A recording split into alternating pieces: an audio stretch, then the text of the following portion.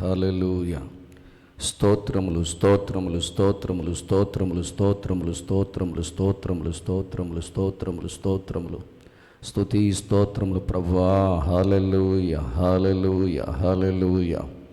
యేసు రాజా మీకే వందనాలు వందనాలు వందనాలు వందనాలు వందనాలు ప్రభువా. స్తోత్రం స్తోత్రం స్తోత్రం స్తుతి స్తోత్రములు ప్రభువా. హల్లెలూయా హల్లెలూయా హల్లెలూయా హల్లెలూయా.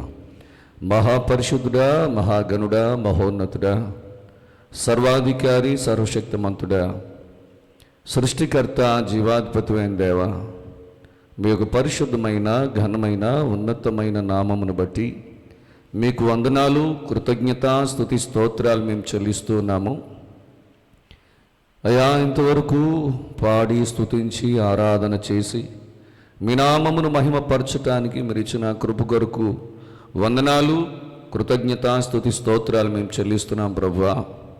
అయా ప్రభువా, మరి ఈ సిలువ ధ్యాన ఆరాధనలో 30వ రోజు రాత్రి మరి ఈ సిలువ ధ్యాన ఆరాధన కూడిక మరి దీవెనకరంగా ఆశీర్వాదకరంగా మీరు జరిగిస్తున్నందుకు వందనాలు చెల్లిస్తూ ఉన్నాను అయ్యా తండ్రి. మరి ఈ సమయంలో ఎంతమంది అయితే ఈ సిలువ ధ్యాన ఆరాధన కూడికలో పాలు పంపులు పొందుతూ ఉన్నారో అందరినీ మీ చేతులకు అప్పగిస్తున్నాను. అందరినీ దర్శించండి ప్రభువా, అందరినీ దీవించండి ప్రభువా, అందరినీ ఆశీర్వదించండి నాయన. మీ ఆత్మ కార్యములు, అద్భుత కార్యములు, ఆశ్చర్యమైన కార్యములు జరుగునట్లుగా మీరే కృప చూపించమని కోరి ప్రార్థన చేస్తూ ఉన్నాను.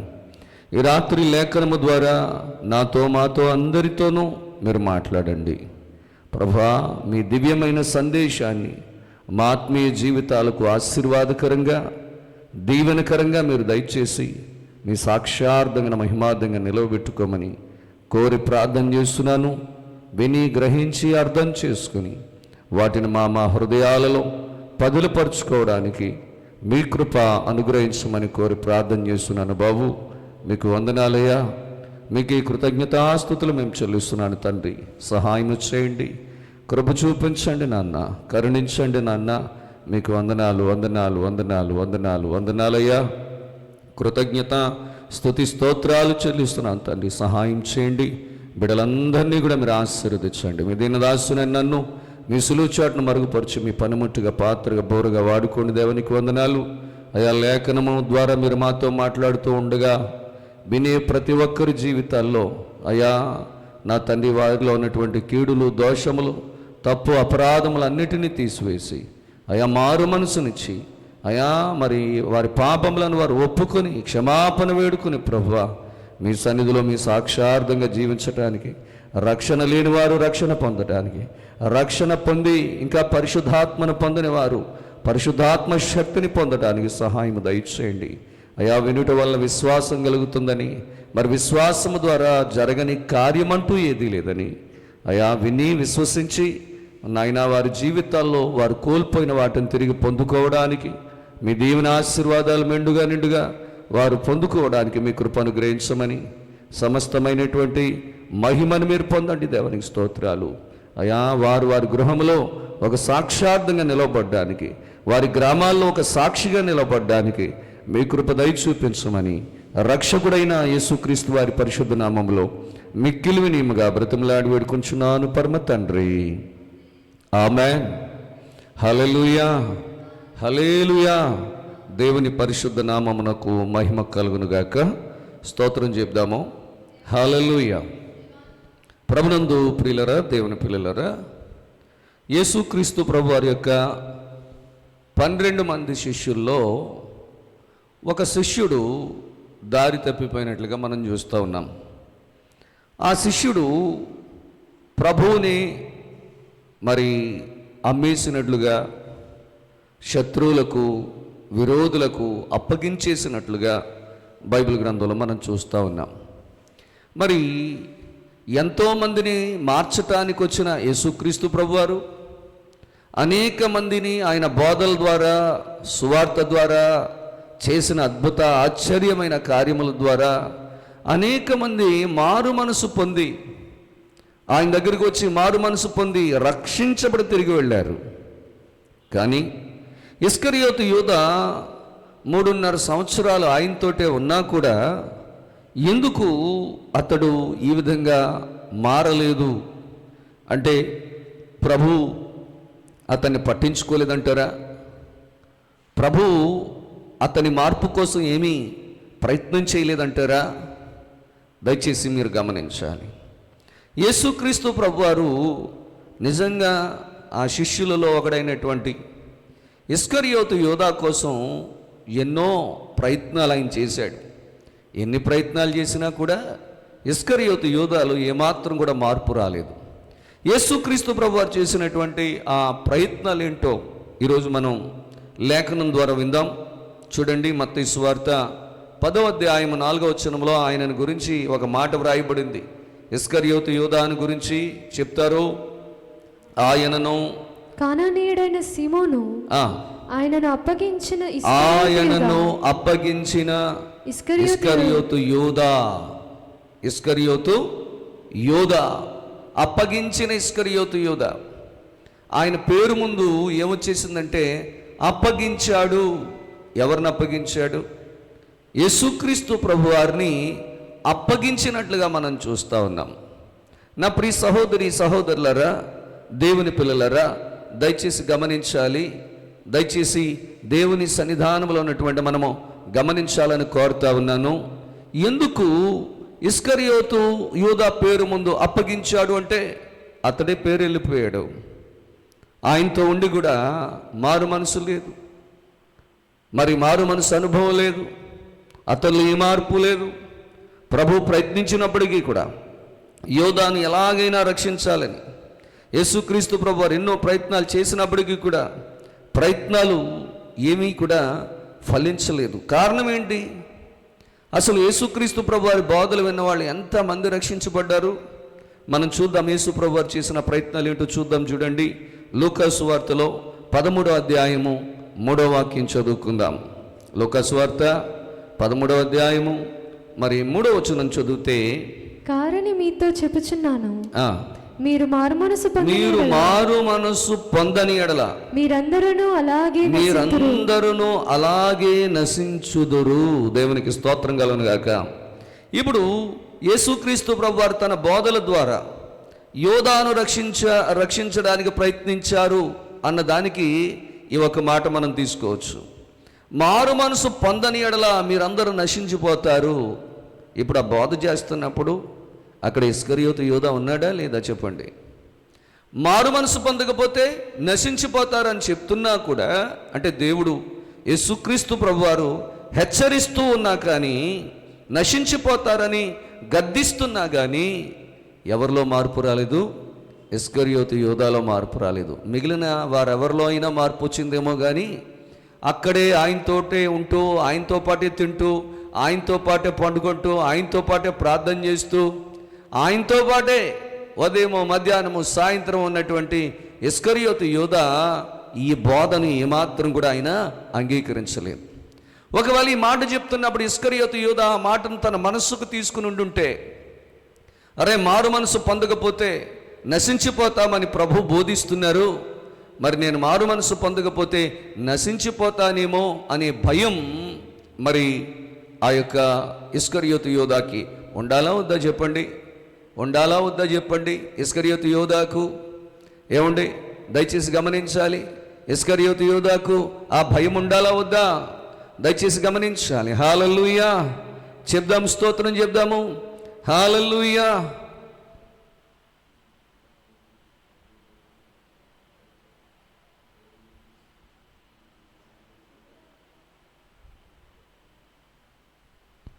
ప్రియులారా, దేవుని పిల్లలారా, మనం గమనించాలి. ఈ బోధన వింటే ఇస్కరియోతు యూదాలో ఏం రావాలి? మార్పు రావాలి. కానీ కొంచెం కూడా ఆయనలో భయం లేదు, మార్పు లేదు. బహుశా అక్కడికి వచ్చిన ప్రజలకి బోధ తప్ప నాకు కాదు అని అనుకున్నాడేమో. ఇదే వాక్యం కొన్ని సంవత్సరాలుగా, అంటే మనము దేవుని మందిరానికి వచ్చిన దగ్గర నుంచి ఇప్పటి వరకు ఎన్నోసార్లు ఈ వాక్యం దేవుడు మనకు కూడా చెప్పుంటారు. మనం కూడా ఈ వాక్యం చదువుంటాం, మనం కూడా ఈ వాక్యం ప్రసంగం ద్వారా వినుంటాం. అంటే మనం చదివినప్పుడు ఆ వాక్యం వచ్చిన, మనం వింటున్నప్పుడు ఆ వాక్యం మనకి దేవుడు బయలుపరిచిన వాక్యం ద్వారా, సందేశం ద్వారా అది ప్రభు మనతో మాట్లాడుతున్నట్టే కదా. ఒకసారి ఆలోచించాలి. నాకు కాదు అని మనం కూడా అనుకోకూడదు. అంటే మారు మనసు పొందని ఎడల మీరందరూ నశించిపోతారు. ఈ మాట ఇస్కరియోతు యోధాకే కాదు, ఆ కాలంలో అక్కడున్న ప్రభు బోధ చేస్తున్న సమయంలో అక్కడున్న ప్రజలకే కాదు, ఈ రాత్రి ఇక్కడ ఈ మాటలు వింటున్న మనకు కూడా వర్తిస్తుంది. ఉపవాసం ఉండి ఈ సిలువ ధ్యాన ఆరాధన కూటాల్లో పాలు పంపులు పొందినటువంటి మనకు కూడా ఈ వాక్యము వర్తిస్తుంది అని చెప్పి నేను ప్రభు పేరిట నేను తెలియజేస్తా ఉన్నాను. దేవునికి స్తోత్రం కలుగునుగాక. అంటే ఇస్కరియోతు యోధాయే కాదు, అక్కడ ఉన్న ప్రజలే కాదు, మరి మారు మనసు పొందకపోతే మనం కూడా నశించిపోతాము. ఇప్పుడు అందులో ఎంతమంది ప్రజలు దాన్ని స్వీకరించారో మనకు తెలియదు. కానీ ఇస్కరియోతు యోధా మాత్రం ఆ మాటను ఏం చేయలేదని చెప్పాలి, స్వీకరించలేదు. అంటే ప్రభు చేసిన హెచ్చరిక పెడచెవిని పెట్టేశాడు. ఇక యేసుక్రీస్తు ప్రభు వారు చేసిన రెండవ ప్రయత్నం ఏంటో తెలుసా? ఇస్కరియోతు యోధా మార్పు కోసం ఆయన చేసిన రెండో ప్రయత్నం చూడండి. యోహాను సువార్త 11వ అధ్యాయము 44వ వచనం చదువుకుందాం. యోహాను సువార్త 11వ అధ్యాయము 44వ వచనం. చనిపోయిన వాడు కాళ్ళు చేతులు ప్రేత వస్త్రములతో కట్టబడిన వాడై వెలుపలికి వచ్చెను. అతని ముఖమునకు చూడండి, అతని ముఖమునకు రుమాలు కట్టి ఉండెను. అంతటా యేసు మీరు అతని కట్లు విప్పనీయుడని వారితో చెప్పాను. కాబట్టి మరియా యొద్దకు వచ్చి ఆయన చేసిన కార్యమును చూచిన యూదులలో అనేకులు ఆయన యందు విశ్వాసముంచిరి కానీ వారిలో కొందరు పరిసయ్యుల యొద్దకు వెళ్ళి యేసు చేసిన కార్యములను గూర్చి వారితో చెప్పారు. దేవునికి స్తోత్రం కలుగునుగాక.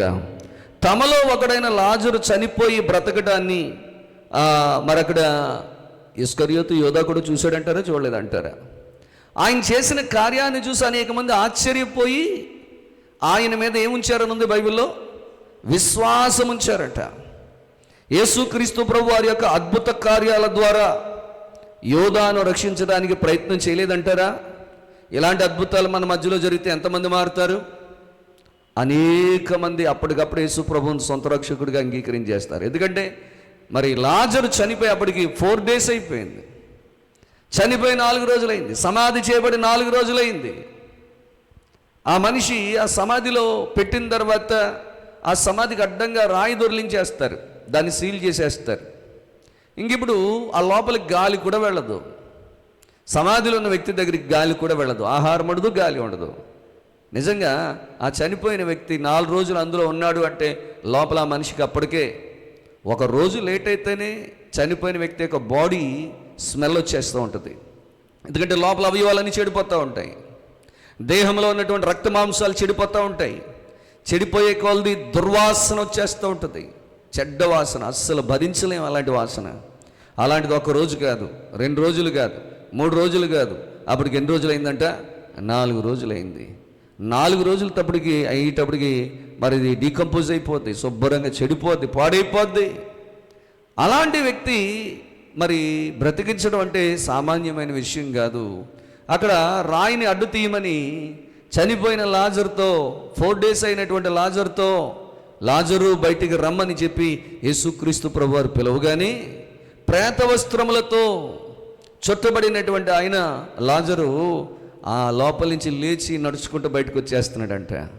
అది చూసి అక్కడున్న ప్రజలందరూ ఆశ్చర్యపోయారు. అనేక మంది విశ్వాసం ఉంచేశారు, వెంటనే ప్రభువుని నమ్మేసుకున్నారు. వెంటనే ప్రియులారా, కొంతమంది అయితే వెళ్ళి అది పెద్దలతో, అధికారులతో చెప్పారట, ఇలా చేశారు యేసు ప్రభు వారు అక్కడ అని. ప్రియులారా, దేవుని పిల్లలారా, కానీ అలాంటి కార్యం చూసినా కూడా అంతమంది ప్రజలు విశ్వాసం ఉంచారు, కానీ ఎవరిలో మార్పు రాలేదు. ఇస్కరియోతు యోధాలో ఏ మార్పు రాలేదు. ఈరోజు సంఘాల్లో సాక్ష్యాలు వింటూ ఉంటాం. ప్రభు మా జీవితంలో ఈ గొప్ప కార్యం చేశారు, నా బలహీనతను స్వస్థపరిచారు, ఆపరేషన్ పడకుండా చేశారు, చనిపోతాడనుకున్న మనిషిని ప్రభు బతికించాడు. ఇలాగా అనేకమైన సాక్ష్యాలు వింటూ ఉంటాం.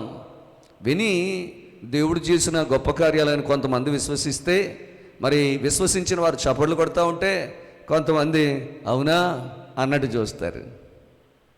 కొంతమంది అమ్మో ఈ ప్రభు ఎంత గొప్ప దేవుడు, మహిమగల దేవుడు, అద్భుతాలు చేసే దేవుడు, ఆశ్చర్యమైన కార్యాలు చేసే దేవుడు, ఇలాంటి దేవుణ్ణి నేను వెంటనే తెలుసుకోవాలి, వెంటనే రక్షించబడాలని చెప్పి అనేక మంది వెంటనే విశ్వాసం ఉంచుతూ ఉంటే, మనలో చాలామంది వారాలు, నెలలు, సంవత్సరాల తరబడి దేవుని మందిరానికి వస్తున్నా ఇస్కరియోతు యూదాలో ఎలాగైతే మార్పు రాలేదో చాలామందిలో కూడా ఇంకా మార్పు రావట్లేదు. ఇస్కరియోతు యూదా మార్చబడ్డానికి దేవుడిచ్చిన మరొక అవకాశం, దేవుడు చేసిన మరొక ప్రయత్నం అని చెప్పాలి. యేసుక్రీస్తు ప్రభువారు చేసిన మరొక ప్రయత్నం అని చెప్పాలి. అది చూసి కూడా ఆయనలో మార్పు రాలేదు. లూకా సువార్త 8వ అధ్యాయము 24లో కూడా ఒక అద్భుతం ఉంది. చనిపోయిన లాజరు బ్రతకడమే కాదు, 8వ అధ్యాయం 24వ వచనంలో లూకా సువార్తలో కనుక ఆయన యొద్దకు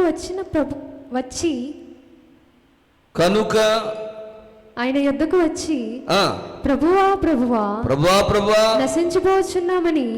నశించిపోవచ్చున్నామని చెప్పి ఆయనను లేపిరి. ఆయన లేచి గాలిని నీటి పొంగును గద్దింపగానే అవి అణిగి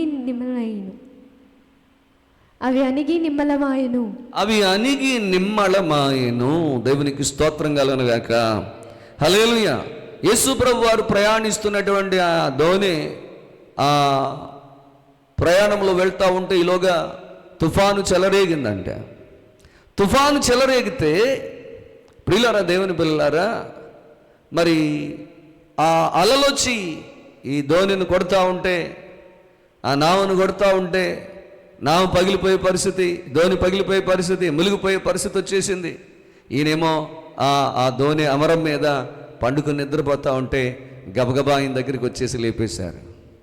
ఆ ధోనిలో ఎవరున్నారు? అక్కడ అందరూ కూడా యేసు క్రీస్తు ప్రభు వారి యొక్క 12 మంది శిష్యులు అందులోనే ఉన్నారు. యేసు ప్రభుతో పాటుగా అందరూ ఉన్నారు. అందరిలో ఇస్కరియోతు యోధా కూడా ఉన్నాడండి. ఇస్కరియోతు యోధా కూడా ఉన్నాడు. ఎప్పుడైతే వెళ్ళి ఆయన్ని లేపేసి మేము నశించిపోతున్నామో, కష్టంలో ఉన్నామో, మాకు సహాయం చేయ ప్రభు అని చెప్పి ఆయన లేపేటప్పటికి ఆయన లేచి గాలిని, ఆ పొంగును, ఆ నీళ్ళని ఏం చేశారంటే ఆయన గద్దించాడట. గద్దించగానే మిక్కిలి నిమ్మలమాయెను. వెంటనే తుఫాన్ ఆగిపోయింది. వెళ్తా ఉన్న బస్సును ఆపొచ్చేమో కానీ తుఫాన్ని ఎవరు ఆపుతారండి? తుఫాన్ని ఆపే టెక్నిక్ ఇంకా రాలేదు, టెక్నాలజీ ఇంకా రాలేదు. తుఫాను వస్తుందని తెలుసుకోగలరు, ఎంత వేగంతో వస్తుందో తెలుసుకోగలరు, అది ఎక్కడ తీరాన్ని దాటుతుందో కూడా తెలుసుకోగలుగుతున్నారు తప్ప తుఫాన్ని ఆపు చేసేటటువంటి టెక్నాలజీ ఎక్కడన్నా వచ్చిందా? ఎక్కడ రాలా. ఈరోజు తుఫాన్ ఉంది, సముద్రంలోకి వేటకెళ్ళొద్దు, ఇలాంటి హెచ్చరికలు చెప్తారు. వాతావరణ శాఖ వారు బంగాళాఖాతంలో వాయుగుండం ఏర్పడింది, పశ్చిమ బంగాళాఖాతంలో వాయుగుండం ఏర్పడింది, అది తీవ్ర తుఫానుగా మరి మార్చబడి ఇదిగో కాకినాడ మధ్య తీరాన్ని దాటబోతుంది. అప్పుడు గంటకి 300 కిలోమీటర్లు 400 కిలోమీటర్ల వేగంతో గాలులు వేస్తాయి. మత్స్యకారులు ఎవరు వేటకు వెళ్ళొద్దు, ప్రయాణాలు చేసేవాళ్ళు ఆపుకోండి, మ్యాక్సిమం ఇంట్లో నుంచి బయటికి వెళ్ళొద్దు, ఎత్తైన చెట్ల కింద, ఎత్తైన భవనాల కింద ఉండొద్దు, ఇలాంటి హెచ్చరికలన్నీ జారీ చేస్తారే తప్ప మీరేం కంగారు పడకండి, ఇక్కడ గవర్నమెంట్ తుఫాన్ ఆపేస్తుంది అన్న హెచ్చరిక ఎప్పుడైనా విన్నామా? లేదు ప్రియులరా. అలాంటి పరిస్థితి మనం ఎప్పుడూ వినలేదు. దయచేసి గమనించాలి. దేవుని సన్నిధానంలో నా ప్రియ సహోదరులు, సహోదరులు, మరి ఇక్కడ యేసుక్రీస్తు ప్రభు వారైతే లేచి నిలబడి గాలిని, సముద్రాన్ని ఏం చేశారట? గద్దించగానే మిక్కిలి నిమ్మలమాయెను. వెంటనే ఆగిపోయింది. ఈ అద్భుతం జరిగినప్పుడు కూడా అక్కడ ఎవరున్నారు? ఇస్కరియోతు యోధా ఉన్నాడు. లాజరును బ్రతికించినప్పుడు కూడా ఇస్కరియోతు యోధా అక్కడ ఉన్నాడు శిష్యులందరితో పాటుగా. అయినా కానీ ఈయనలో మార్పు రాలేదు. ఏమండి ప్రియులారా, గమనించండి. బోధ ద్వారా మారలేదు, అద్భుతాల ద్వారా కూడా మారలేదు. ఎప్పటికప్పుడు దేవుడు హింట్ ఇస్తూనే ఉన్నారు. మారడానికి ఇస్కరియోతు యోధాకు యేసుక్రీస్తు ప్రభువారు ఎన్నో అవకాశాలు ఇస్తూ ఉన్నారు. మూడవదిగా చూస్తే యేసుక్రీస్తు ప్రభువారు చేసిన ప్రయత్నం, ఇస్కరియోతు యోధాను రక్షించడానికి యేసు ప్రభు చేసిన ప్రయత్నాల్లో మరో ప్రయత్నం ఏంటంటే, యోహాను సువార్త 6వ అధ్యాయం 70వ వచనం చదివితే అక్కడ బైబిల్లో రాయబడింది. యోహాను సువార్త 6వ అధ్యాయము 70వ వచనంలో, అందుకు యేసు నేను మిమ్మల్ని 12 ఏర్పరచుకొనలేదా, నేను మిమ్మల్ని 12 ఏర్పరచుకొనలేదా, మీలో ఒకడు సాతాను అని వారితో చెప్పాను. ఆమేన్. నేను ఎంతమందిని ఏర్పాటు చేసుకున్నాను? 12 మందిని ఏర్పాటు చేసుకున్నాను. అందులో ఒకడు సాతాను. అంటే వాళ్ళు సాతాను దూరింది. అప్పుడు కూడా అబ్బాయి నువ్వేంటో నీ సంగతి ఏంటో నాకు తెలిసిపోయింది అని చెప్పినప్పుడన్నా ఇస్కరియోతు యోధాకి ఆయన అనేది నా కోసమే అని తెలియదంటారా? నేనే అప్పగించడానికి ప్రయత్నం చేస్తున్నాను, నేనే ఆయన నమ్మేయడానికి ప్రయత్నం చేస్తున్నాను, కాబట్టి నా గురించి ఆయన మాట్లాడుతున్నాడు అన్న విషయం ఆయనకి తెలియదంటారా ఈ మాట చెప్పగానే? కానీ నాకేం తెలియదు అన్నట్టుగా ఉన్నాడు. అబ్బాయి నువ్వెవరో నాకు దొరికిపోయావు, నువ్వెవరో నాకు తెలుసు అని అన్నప్పుడైనా, మరి దొంగతనానికి వెళ్ళిన వ్యక్తికి ఇంటి వానరు రెడీగా కర్రట్టుకుని దొంగోడు వస్తాడని ముందుగా తెలిసినట్టుగా అక్కడ కాపలా కాస్తున్నాడు అనుకోండి, దొంగోడు వెళ్తాడా? అమ్మ బాబోయ్ వానరు రెడీగా ఉన్నాడురా, ఊరు వెళ్ళిపోయాడు, ఇంట్లో ఎవరు లేదనుకున్నావు, ఎప్పుడు తిరిగి వచ్చేసాడు, కర్రట్టుకుని కాపలా కాస్తున్నాడు అని తెలిస్తే అక్కడికి ఎవరైనా దొంగతనానికి వెళ్తాడా? వెళ్ళడు కదా. ప్రియులారా, ఇక్కడ దొంగ ఎవరు, సాతాను ఎవడు అనే విషయం మీలో ఒకడు అంటే ఆ ఒక్కడెవరో కూడా యేసుక్రీస్తు ప్రభు వారికి మరి తెలుసు అనే విషయాన్ని ఎవరు గ్రహించలేకపోయారు? ఇస్కరియోతు యోధా గ్రహించలేకపోయాడు, అర్థం చేసుకోలేకపోయాడు. అప్పుడు కూడా హెచ్చరించారు, రే నీకు ఇంకొక అవకాశం ఇస్తున్నాను యోధా, ఇప్పుడైనా నువ్వు మారు, నేను చెప్పిన తర్వాత అయినా నీలో మార్పు వస్తే ఎంత బాగుంటుంది, చెప్పిన తర్వాత అయినా నీలో మార్పు వస్తే ఎంత బాగుంటుంది.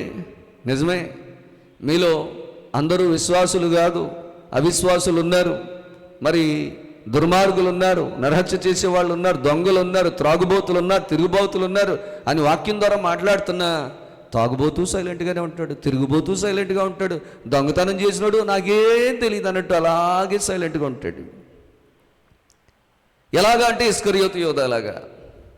మీలో ఒకడు నన్ను అప్పగించబోతున్నాడు, వాడు సాతాను అన్న తర్వాత అయినా మరి అందరూ అడిగారట, నేనా ప్రభా నేనా ప్రభా నేనా ప్రభా నేనా ప్రభా అని అడుగుతున్నారంట అందరూని. అడుగుతూ ఉంటే మరి ఇస్కరియోతు యోధా కూడా అడగకపోతే బాగోదని నేనా ప్రభా అని ఆయన కూడా అందరితో పాటుగా అన్నట్టుగా అడిగాడట. వెంటనే యేసుప్రభు అన్నారట, నీవన్నట్టే అంటే అర్థం ఏంటి? నువ్వే అని చెప్పినప్పుడైనా ఆయనకి ఏం కలగాలి? అరే నేను తెలిసిపోయాను రా ప్రభువుకి, నేనే అప్పగిస్తున్నానని తెలిసిపోయింది, ఇంకిక్కడ ఉండకూడదు, వెంటనే ఇక్కడి నుంచి పారిపోవాలి అన్న ఆలోచన అయినా వచ్చిందా? రాలేదు. అయినా భయం లేదు. నేను అని యేసుక్రీస్తు ప్రభు వారికి తెలిసిపోయిందని తెలిసిన తర్వాత కూడా ఏమి ఎరగనట్టు అలాగే ఉన్నాడు.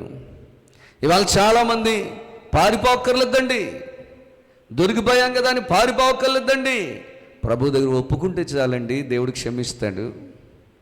అంటే నువ్వు మారడమే ఆయనకు కావాలి, కానీ నువ్వు పారిపోవడమో నువ్వు శిక్ష పొందటమో ప్రభువుకి ఎంత మాత్రం కూడా ఇష్టం లేదని చెప్పి ప్రభు పేరిట నేను మీకు తెలియజేస్తా ఉన్నాను. దేవునికి స్తోత్రం కలుగునుగాక. హల్లెలూయా, హల్లెలూయా. నా ప్రియ తల్లి చెల్లి ప్రేమైన అన్న తమ్ముడు, అక్కడ మీలో ఒకడు నన్ను అప్పగిస్తున్నాడు. ఏమండి, ఇప్పుడు 7 సంఘాల కోసం ప్రకటన గ్రంథంలో మాట్లాడుతూ నీ విశ్వాసం నాకు తెలుసు, నీ భక్తి తెలుసు, నువ్వు చేసిన కార్యాలు అన్నీ తెలుసు, అయినా నీ మీద నేను ఒక తప్పు మోపవలసి ఉంది అని అంటే ఆయన అన్నీ చూస్తున్నాడు కాబట్టి మనలో ఉన్న తప్పులు కూడా ఆయన చూస్తున్నాడు అనే విషయాన్ని మనం అర్థం చేసుకోవాలి. దేవునికి స్తోత్రం కలుగునుగాక. అప్పుడు కూడా ఇస్కరియోతు యోధా దాన్ని పట్టించుకోలేదు. ప్రభు హింట్ ఇస్తున్నాడు, హెచ్చరిస్తున్నారు, మారటానికి అవకాశం ఇస్తున్నారు, కానీ మారటంలా ఇస్కరియోతు యోధా. ఈరోజు ఒకవేళ నువ్వు దేవుని సన్నిధానంలో ఉన్నటువంటి నీకు కూడా దేవుడు ఎన్నోసార్లు హెచ్చరికలు ఇస్తున్నాడు, ఎన్నోసార్లు హింట్ ఇస్తున్నాడు, నీకోసమే మాట్లాడుతున్నాడు వాక్యం ద్వారా. అయినా కానీ ఇస్కరియోతు యోధాలో మార్పు రాలేనట్టే నీలో కూడా మార్పు రాకపోతే ఎలాగా? నా ప్రియ సహోదరులు సహోదరులు, మారటానికి అవకాశం, మూడో అవకాశాన్ని కూడా అతడు చేజార్చుకున్నాడు, పట్టించుకోలేదు. నాలుగవదిగా చూస్తే ఆయన మరలా చెప్తున్నాడైనా, నాతో కూడా పాత్రలో చెయ్యి ముంచిన వాడే అని చెప్పడం ద్వారా కూడా ఇస్కరియోతు యోధాను దేవుడు హెచ్చరించారని చెప్పాలి, మారటానికి అవకాశం ఇచ్చారని చెప్పాలి. మత్తయి సువార్తలో 26వ అధ్యాయము 23వ వచనంలో మాట తెలియజేస్తా ఉన్నాడు. 26వ అధ్యాయము 23వ వచనాన్ని ఒక్కసారి మనం చదువుదాం. ఆయన నాతో కూడా పాత్రలో చేయి ముంచిన వాడెవడు? ఆయన అంటున్నాడట, నాతో కూడా పాత్రలో చేయి ముంచువాడెవడో వాడే నన్ను అప్పగించువాడు, వాడే నన్ను అప్పగించువాడు. దేవునికి స్తోత్రం కలుగుగాక. చెప్పండి, స్తోత్రం చెప్పండి. ఏమన్నాడట ఆయన? నాతో కూడా పాత్రలో చెయ్యి ముంచిన వాడెవడో వాడే నన్ను అప్పగించును. అంటే నన్ను అప్పగించేవాడు ఎక్కడో లేడు, ఈ 12 మందిలోనే ఉన్నాడు. అప్పటికి ఈయన బేరం ఆడుకుని వచ్చేసాడు, రేటు ఫిక్స్ చేసుకుని వచ్చేసాడు. కానీ అప్పటికి ఇంకా వెళ్ళలేదు, ప్రధానుల దగ్గరికి వెళ్ళలేదు, మాట్లాడలేదు, రేటు మాట్లాడుకోలేదు అంటానికి లేదు.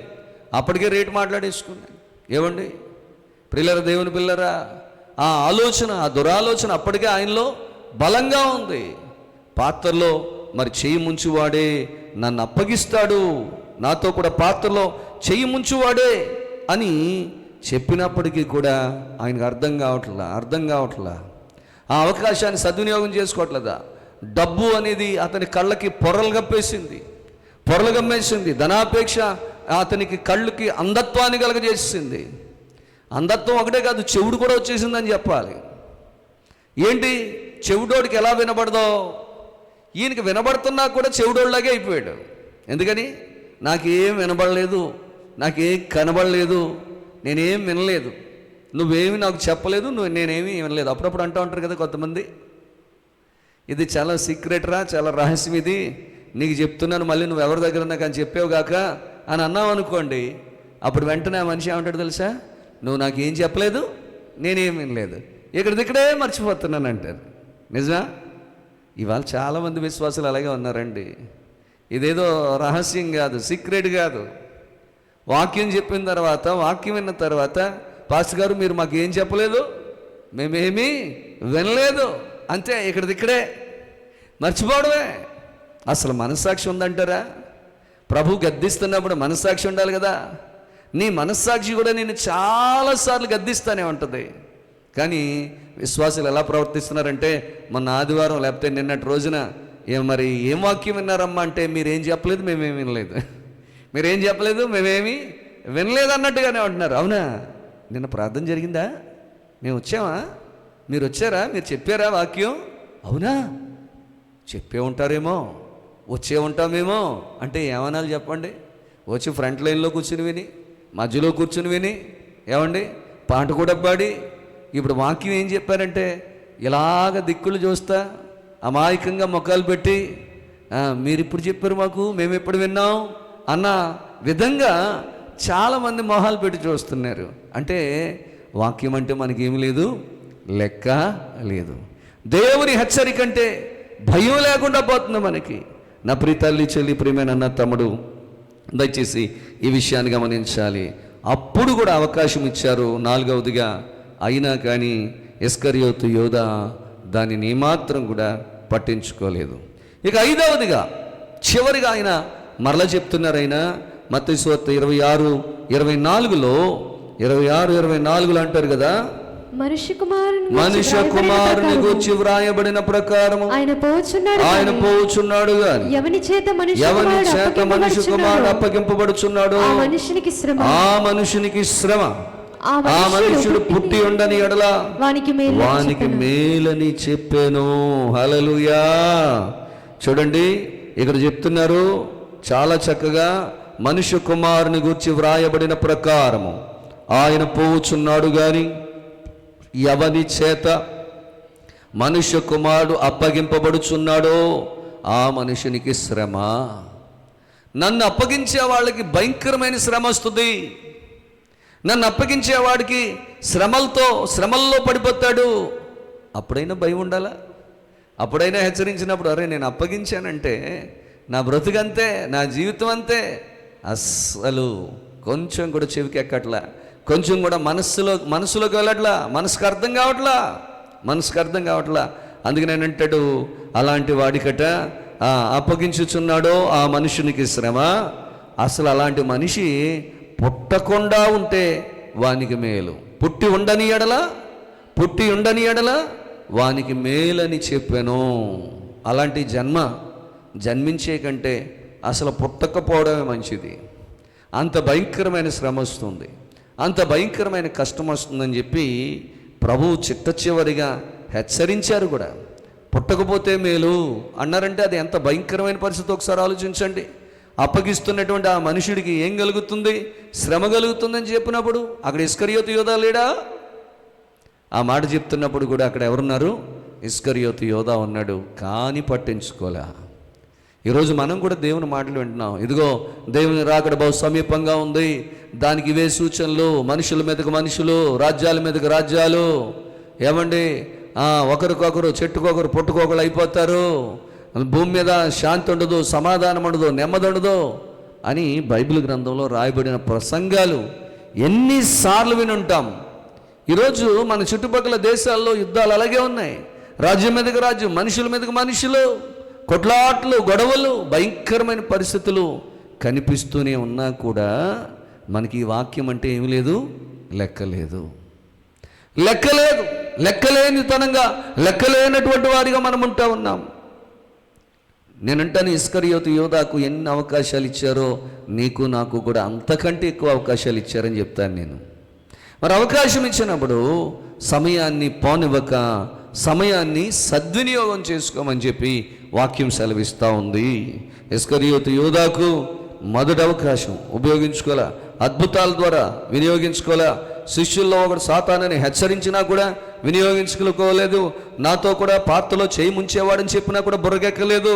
ఏమండి, హెచ్చరించడం ద్వారా యోధాను రక్షించడానికి ప్రయత్నం చేసినా కూడా, అలాంటి మనుషుడికి శ్రమని చెప్పినా కూడా, అలాంటి వాడు పుట్టకుండా ఉంటే వాడికి మేలని చెప్పినా కూడా ఎవరు రక్షించబడలేదు? ఇస్కరియోతు యోధా ఏమాత్రం కూడా రక్షించబడలేదు. శిక్ష వైపుకే వెళ్ళిపోయాడు. రక్షణలో ఉండవలసిన వాడు, యేసు ప్రభుతో కలిసి సహవాసం చేసిన వాడు, యేసు ప్రభుతో కలిసి పరిచర్యలో వాడబడిన వాడు, యేసుక్రీస్తు ప్రభు వారితో మరి కలిసి అనేకమైన అద్భుతాలు చూసినవాడు, అడుగడుగున ఆయనతో పాటుగా ఉన్నటువంటి ఇస్కరియోతు యోధా ఇన్ని రీతిలుగా దేవుడు మార్చడానికి ప్రయత్నం చేసిన అతడు నాశనం వైపుకి వెళ్ళిపోయాడు తప్ప రక్షించబడలేదు.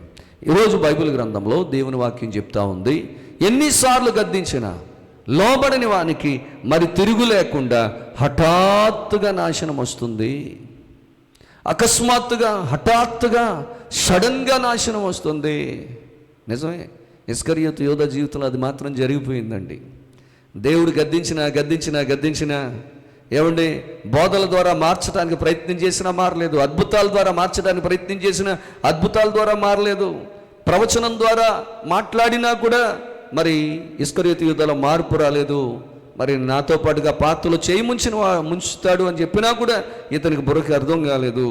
అందుకని ప్రభువును అప్పగించటానికి ఎవరైతే అప్పగిస్తారో అలాంటి వారికి శ్రమని చెప్పి, అలాంటి వాడు పుట్టకుండా ఉండడం మంచిదని చెప్పినా కూడా ఇస్కరియోతు యోధాకు ఏమాత్రం కూడా అర్థమో మనసుకు అర్థం కాల, బుర్రకెక్కించుకోలా, దాంట్లో ఉన్న సత్యాన్ని లోతును గ్రహించలా. ఆఖరికి ప్రియులరా, దేవుని పిల్లరా, ఇన్నిసార్లు గద్దించినా కూడా లోబడలేదు కదా. జరిగిందేంటి? ఆ తర్వాత మబ్బిడిపోయినట్టుంది. అయ్యో, నీతిమంతుని అప్పగించాను, ఎలాగైనా విడిపించాలని ఇప్పుడు ఆయన తీసుకున్న డబ్బులే పట్టుకెళ్ళి ఆ డబ్బులు వాళ్ళకి ఇచ్చేసి ఆయన వదిలేయండి అంటున్నాడట. చేతులు కాలిపోయినాయి, ఇంక చేయడానికి ఏముంది? మార్పు చెందవలసినప్పుడు మార్పు చెందల, మారవలసిన టైంలో మారలేదు. నేను అంటాను, ఆ డబ్బులు పట్టుకెళ్ళి వాళ్ళ దగ్గర పాడేసి విడిపించమనే కంటే కూడా ఆ కలువరి శిలువలో ఉన్న యేసుక్రీస్తు ప్రభు వారి దగ్గరికి వెళ్ళి అప్పుడు కూడా అక్కడికి వెళ్ళడానికి, ప్రభు దగ్గరికి వెళ్ళడానికి ఇష్టపడలా. ప్రభు దగ్గరికి వెళ్ళి ఆ డబ్బులు సంచి అక్కడే పాడేసి, తప్పైపోయింది ప్రభువా, నేను నిన్ను అప్పగించాను ప్రభువా, ఈ తప్పుని నువ్వు ఎలాగైనా క్షమించు ప్రభువా అని చెప్పి అడుగుంటే, పక్కన సిలువ వేయబడిన దొంగని క్షమించగలిగిన దేవుడు ఇస్కరియోతు యోధాన్ని క్షమించడంటారా? ఖచ్చితంగా క్షమిస్తాడు. కానీ అప్పుడు కూడా ఆ అవకాశాన్ని ఏం చేయలేదు, సద్వినియోగం చేసుకోలేదు. నిజంగా వెళ్ళాల్సింది ఆ యాజకుల దగ్గరికి ఆ డబ్బులు పట్టుకుని కాదు, తిన్నగా వెళ్ళాల్సింది ఎవరి దగ్గరికి? ఎందుకంటే తప్పు ఆయన పట్ల చేశాడు, నేరం ఆయన పట్ల చేశాడు. ఏమండి, ఆయన మోసం చేశాడు.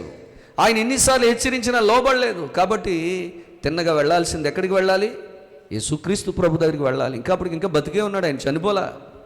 అప్పుడైనా అక్కడికి వెళ్ళి, నన్ను క్షమించయ్యా, నేను చాలా ఘోర పాపం చేశాను, చాలా పెద్ద తప్పు చేశాను, నువ్వు ఎన్నోసార్లు నన్ను హెచ్చరించినా నేను వినలేదు, నా తండ్రి, నా ప్రభువా, నన్ను క్షమించయ్యా అని చెప్పి ఆయన దగ్గర క్షమాపణ వేడుకొని ఉండుంటే ఇస్కరియోతు యోధ రక్షించబడి ఉండేవాడేమో. కానీ నిజానికి అక్కడికి వెళ్ళలేదు. ప్రధాన యాజకుల దగ్గరికి వెళ్ళాడు డబ్బులు అట్టుకుని. వాళ్ళు కుదరదో, ఆ డబ్బులు నువ్వేం చేసుకుంటావు చేసుకో, మాకు నీకు ఇంక సంబంధం లేదన్నారు. ఇప్పుడు ఆ డబ్బులు సంచి పట్టుకెళ్ళి ఎక్కడ పడేశాడంట? దేవాలయంలో పాడేశాడటండి. దేవాలయంలో పాడేశాడు. పోనీ అక్కడి దాకా వెళ్ళాడు, డబ్బులు పాడేశాడు. కానీ అక్కడికి వెళ్ళి అక్కడైనా తన తప్పులు ఒప్పుకున్నాడా? అక్కడ కూడా తన తప్పులు ఒప్పుకోలేదు. మనశ్శాంతి లేదు. అలాంటి వాడికి శ్రమ అని ప్రభు అన్నారు కదా. ఈ మనశ్శాంతి లేక తట్టుకోలేక వెళ్ళిపోయి పీక్కి తాడేసుకుని ఉరిపెట్టుకున్నాడట. ఉరిపెట్టుకుంటే ఆ తాడు తెగిపోయి విలవిల్లాడుతున్న సమయంలో, గింజుకుంటున్న సమయంలో తాడు తెగిపోయి కింద తలకిందులుగా పడి మరి పొట్ట పగిలిపోయి పేగులు బయటకు వచ్చి చచ్చిపోయాడట. అందుకనంటే ప్రభువారు, అలాంటి వాడు పుట్టకుండా ఉంటే వాడికి మేలు. అలాంటి మనిషినికి చాలా భయంకరమైన శ్రమ. అయ్యో ప్రభు, ఇన్ని అవకాశాలు ఇచ్చినా కూడా సద్వినియోగం చేసుకోలేదే, చివరి క్షణంలో కూడా అవకాశాన్ని సద్వినియోగం చేసుకోలేదే, అతనికి శ్రమ వచ్చింది. అలాంటి పుట్టుక ఎవరికి రాకూడదనేటటువంటి ఆ సందేశం కూడా వచ్చింది. నా ప్రియ సహోదరి సహోదరులరా, ఈరోజు నిన్ను నన్ను కూడా యేసుక్రీస్తు ప్రభువారు ఎన్నో ఏళ్ల నుంచి, ఎన్నో నెలల నుంచి, ఎన్నో సంవత్సరాల నుంచి మనల్ని కూడా హెచ్చరిస్తున్నారు, మనకు కూడా అవకాశం ఇస్తున్నారు. ఎందుకో తెలుసా? రక్షించబడ్డానికి. మనల్ని ఎలాగైనా రక్షించాలని దేవుడు మనకు అనేకమైన అవకాశాలు వస్తూ ఉన్నారు. ఇచ్చినప్పుడు ఇస్కరియోతు యోధాలాగా ఒకవేళ మనం సద్వినియోగం చేసుకోకపోతే మనకు కూడా శ్రమే. మనకులాంటి వాళ్ళం పుట్టకుండా ఉండడమే మంచిదేమో. ఎటువంటి శ్రమ వస్తుందో తెలియదు, ఎటువంటి కష్టం వస్తుందో తెలియదు, ఎటువంటి బాధ వస్తుందో తెలియదు. కాబట్టి నా ప్రియ తల్లి, చెల్లి, ప్రియమైన అన్న, తమ్ముడు, ఇప్పటికైనా మించిపోయింది లేదు.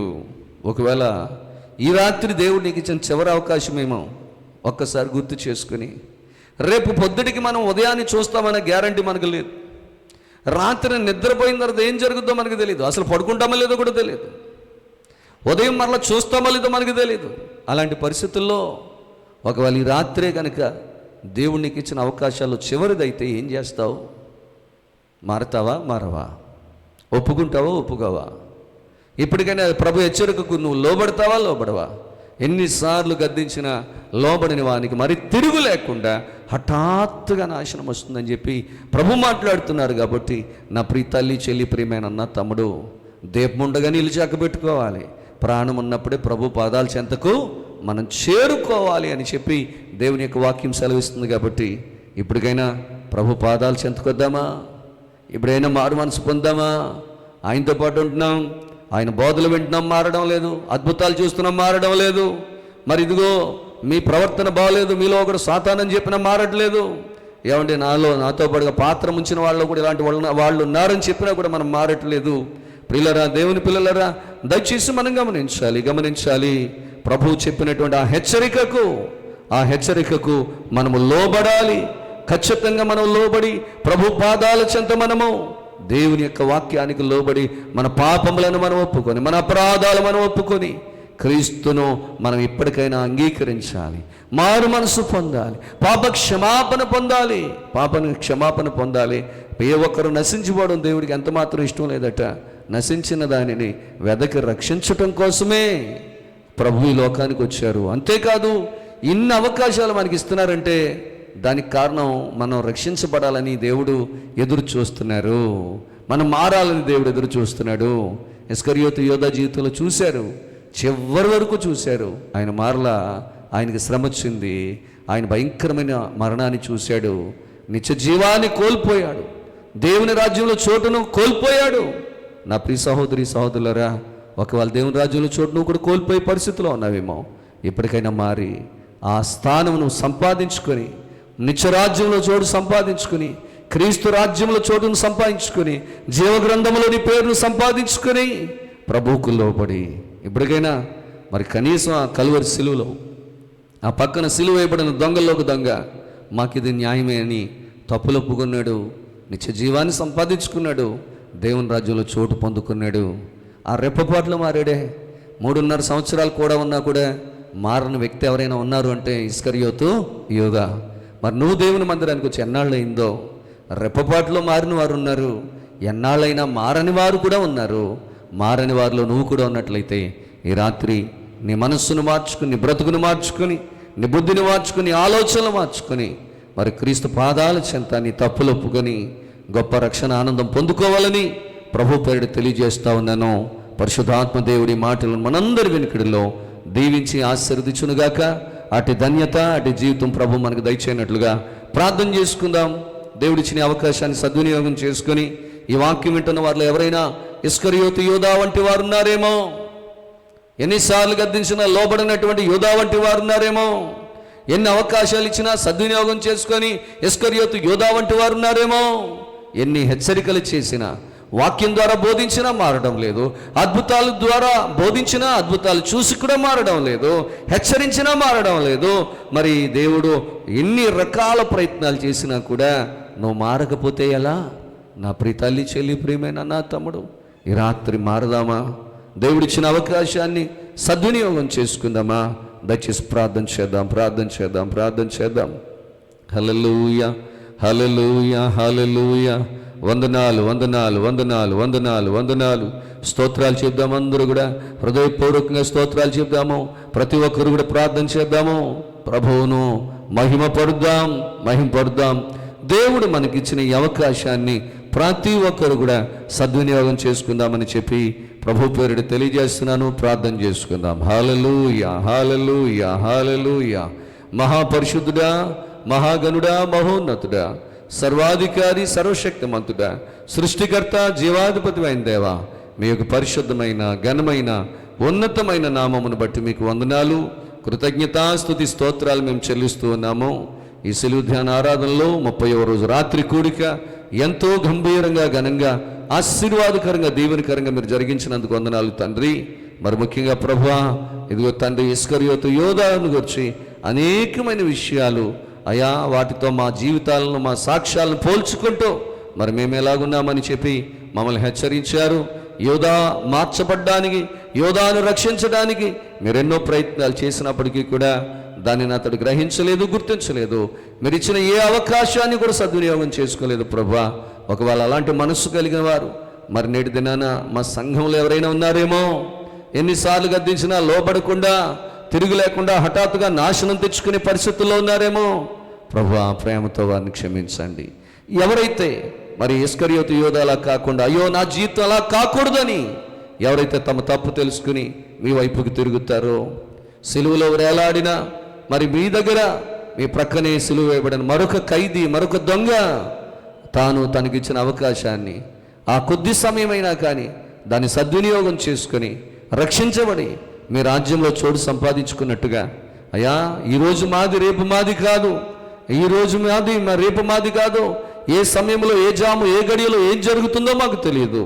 అయ్యా ఉన్నప్పుడే మరి దీపం ఉన్నప్పుడు ఇల్లు చక్కబెట్టుకోమన్నట్టుగా, ప్రాణం ఉన్నప్పుడే ప్రభుని చేరుకోమన్నట్టుగా ఈ రాత్రి ప్రభువా ఎంతమంది మోకరించి, అయ్యా మీ రాజ్యంలో నాకు చోటు కావాలి, మీ సన్నిధిలో నాకు చోటు కావాలి, అయ్యా నేను ఆ రీతిగా ఉండను ప్రభువా, ఇదిగో నాయనా మీరు హెచ్చరికలు ఎన్నోసార్లు నేను నిజమే పెడచెవిని పెట్టాను, గద్దించిన, అయ్యా అద్భుతాలు చూసినా, ఏం చేసినా కూడా నేను కేవలం నామకార్థంగా ఉండిపోయాను, నన్ను క్షమించు నాన్న అని చెప్పి ప్రభు ఈ రాత్రి ఎంతమంది అయితే తమ తప్పును తెలుసుకొని సరిదిద్దుకోవడానికి ఇష్టపడుతున్నారో, మరి ఎవరైతే వారి తప్పులను ఒప్పుకొని క్షమాపణ అడుగుతున్నారో వారందరి తప్పులు, అపరాధములు నజరేయుడైన యేసు నామములో క్షమించబడునుగాక.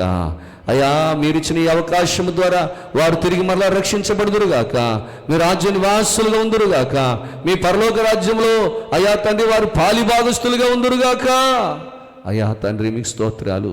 పరిశుద్ధాత్మ దేవుడా, మీ ప్రేమ గొప్పదయ్యా, మీ జాలి గొప్పదయ్యా, మీ కృప గొప్పదయ్యా. గొప్పదైన ఈ కృపను మేము సద్వినియోగం చేసుకోవడానికి మీ కృప ప్రతి ఒక్కరికి కూడా దయచేయమని పేరు పేరును అనుగ్రహించమని కోరి ప్రార్థన చేస్తున్నాం. దేవానికి వందనాలు. అన్ని విధాలుగా సహాయం చేయండి. మీ కరుణ కటాక్షములు, దీవెన ఆశీర్వాదాలు ప్రతి ఒక్కరికి కూడా మెండుగా నిండుగా దయచేసి మీ సాక్షార్థంగా మహిమార్థంగా నిలవబెట్టుకోండి. అయ్యా, లైవ్ ద్వారా ఎంతమంది వాక్యాన్ని వీక్షిస్తున్నారో యూట్యూబ్ లైవ్ ద్వారా వారందరినీ కూడా మీరు దీవించండి. ఎవరికి ఏ కష్టమన్నా, ఏ తొందర ఉన్నా, ఏ శోధనున్నా, ఏ శ్రమన్నా, ఏ వ్యాధి బాధ బలహీనతలున్నా నజరేయుడైన యేసు నామములు ఇప్పుడు తొలగిపోవునుగాక. అపవాది శక్తులు లయమైపోవునుగాక. సాతాను శక్తులు యేసు నామములు బంధించబడునుగాక. ప్రతి విధమైన కీడు దోషముల నుండి విడుదల విమోచన కలుగునుగాక. దేవానికి వందనాలు. అన్ని విధాలుగా సహాయం చేయండి నాయన. బిడ్డలందరినీ పేరు పేరున దీవించండి. మీ కృపాక్షేమములు, దీవెన ఆశీర్వాదాలు అనుగ్రహించండి. నమ్మకార్థ జీవితం కాదు కానీ యథార్థమైన జీవితాన్ని, మరి యథార్థమైన విశ్వాసమును కలిగి, భక్తిని కలిగి, అయా యథార్థమైన ఆరాధన చేస్తూ మీలో ముందుకు సాగడానికి మీ కృప అనుగ్రహించమని విన్న ఈ వర్తమానం ద్వారా నూరంతల దీవెనలు, నూరంతల ఆశీర్వాదాలు ప్రతి ఒక్కరికి, వారి కుటుంబాలకు, కుటుంబ సభ్యులకు కూడా మీరు దయచేసి తద్వారా వచ్చే సమస్తమైన మహిమ, ఘనత, ప్రభావాలు మీరే పొందుకోమని రక్షకుడైన యేసుక్రీస్తు వారి పరిశుద్ధ నామములో మిక్కిలి వినయముగా బ్రతిమలాడి వేడుకొనుచున్నాను పరమ తండ్రి. ఆమేన్. మన తండ్రి అయిన యెహోవా యొక్కయు, కుమారుడైన యేసుక్రీస్తు ప్రభువారి యొక్కయు, పరిశుద్ధాత్మ యొక్కయు నామములో మీకందరికీ కృపా సమాధానములు కలుగునుగాక. మీ ఆత్మలకు రక్షణ కలుగునుగాక. మీ మనస్సులకు నెమ్మది కలుగునుగాక. మీ శరీరమునకు స్వస్థత కలుగునుగాక. దేవదేవుడు మిమ్మలను, మీ కుటుంబ సభ్యులను బలపరిచి ప్రభు యొక్క రెండవ రాకకు, అనంత జీవమునకు దేవుడు మిమ్మలను సిద్ధపరచునుగాక. ఆమేన్, ఆమేన్, ఆమేన్. మీ అందరికీ నా వందనాలు. దేవుడు మిమ్మల్ని అందరినీ దీవించి ఆశీర్వదించునుగాక. ఆమేన్.